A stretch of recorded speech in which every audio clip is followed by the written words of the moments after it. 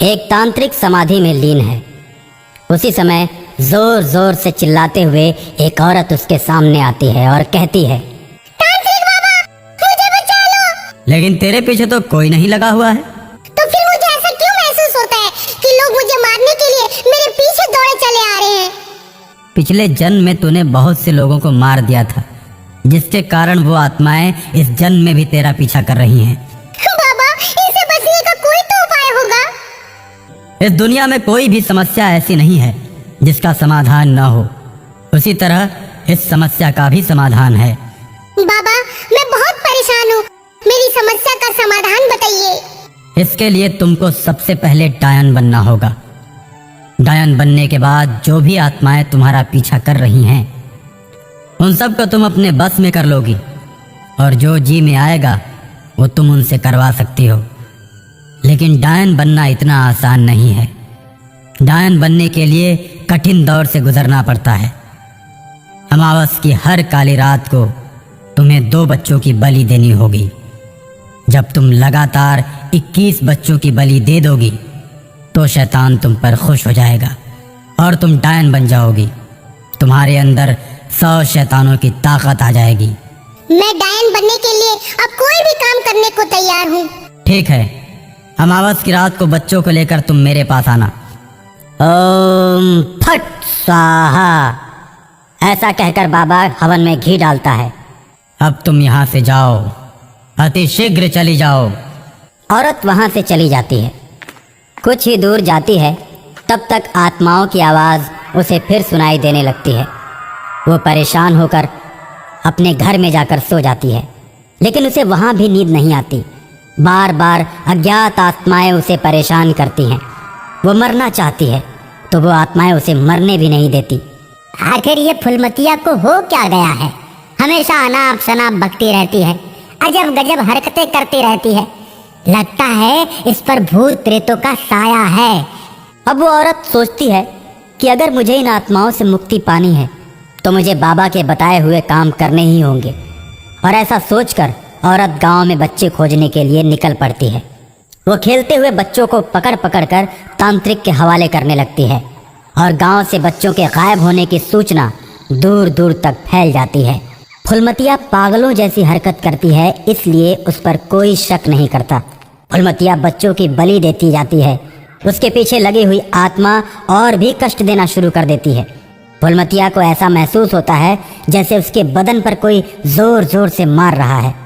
फुलमतिया चिल्लाने लगती है, फुलमतिया, तू क्यों इतनी जोर जोर से चिल्ला रही है? रात को सबकी नींद खराब हो जाती है, कोई भी सो नहीं पाता।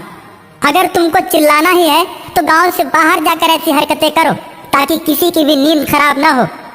सुबह सबको काम पर जाना होता है। रात में अगर नहीं सोएंगे तो सुबह हम लोग काम नहीं कर पाएंगे। तुम तो परेशान हो ही, गांव वालों को भी परेशान करती हो। अगर तुमने कल से गांव में चिल्लाना बंद नहीं किया तो हम लोग तुम्हें हमेशा के लिए गांव से बाहर निकाल देंगे। मुझे तुम लोग गांव से क्या निकालोगे? मैं खुद ही चली जाती हूँ। लेकिन आज तो मेरे जाने के बाद, आज तो बच्चे गायब हो रहे हैं, लेकिन कल तुम भी गायब हो जाओगे। शैतान किसी को भी नहीं छोड़ेगा। जैसे मुझे पागल बना दिया वैसे ही तुम लोगों को भी पागल बना देगा। अरे कौन सा शैतान? कैसा शैतान? तो इस शैतान के बारे में क्या जानती है?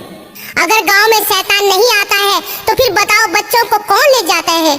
मैं कमजोर हूँ, इसलिए तुम लोगों को सिर्फ मैं ही दिखाई देती हूँ। तो फिर ठीक है, मैं कल से फिर गांव में नहीं आऊंगी।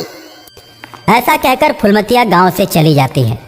गांव वाले अमन चैन से सोने लगते हैं। डायन की सिद्धि के लिए तांत्रिक बाबा के बताए गए पहाड़ों के बीच सुनसान जगह पर जाती है और आत्माओं का आह्वान करने लगती है। तांत्रिक बाबा के बताए हुए मंत्र का जाप करने लगती है।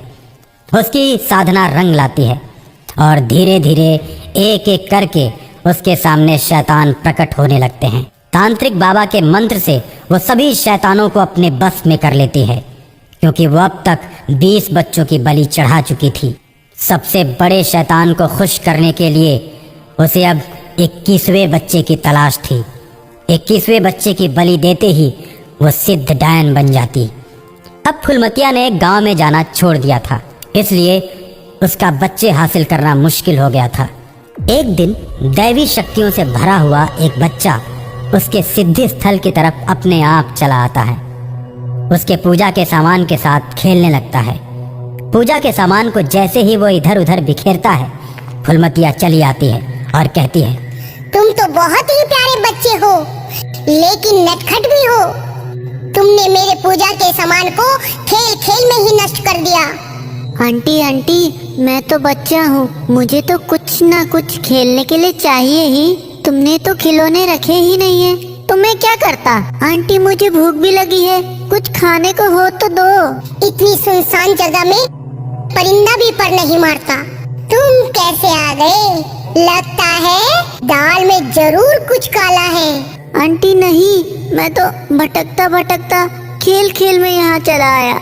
मेरे मम्मी पापा मुझे खोज रहे होंगे, लेकिन मुझे भूख भी तो लगी है। मुझे कुछ खाने के लिए दो, फिर मैं वापस घर चले जाऊंगा। बेटा, जब तूने मुझे आंटी कह दिया तो 2-4 दिन मेरे साथ रह ले, फिर अपने घर चले जाना। फुलमतिया को बैठे बिठाए 21वां बच्चा मिल गया। फुलमतिया मन में सोच रही थी कि अब इसकी बलि देकर मैं सिद्धि प्राप्त कर लूंगी। अमावस की काली रात आ ही जाती है और उस काली रात को फुलमतिया के पास तांत्रिक और शैतान दोनों पहुंच जाते हैं। अमावस की रात में बच्चे को खूब खिलाया पिलाया जाता है। बच्चा जो भी चीज खाने को कहता है सब उसे लाकर दिया जाता है। उसके बाद बच्चे को माला पहनाकर, काला टीका लगाकर, हाथ में फरसा लिए शैतान खड़ा हो जाता है। तीनों के भयानक चेहरे को देखकर मौत भी कांप उठे, लेकिन छोटा बच्चा बिल्कुल भी नहीं डरता। बच्चे की आकृति बदलने लगती है और बच्चा देखते ही देखते 5 मुंह वाला हो जाता है और शैतान के हाथ से फरसा छीन लेता है और उसी से तीनों को मौत के घाट उतार देता है।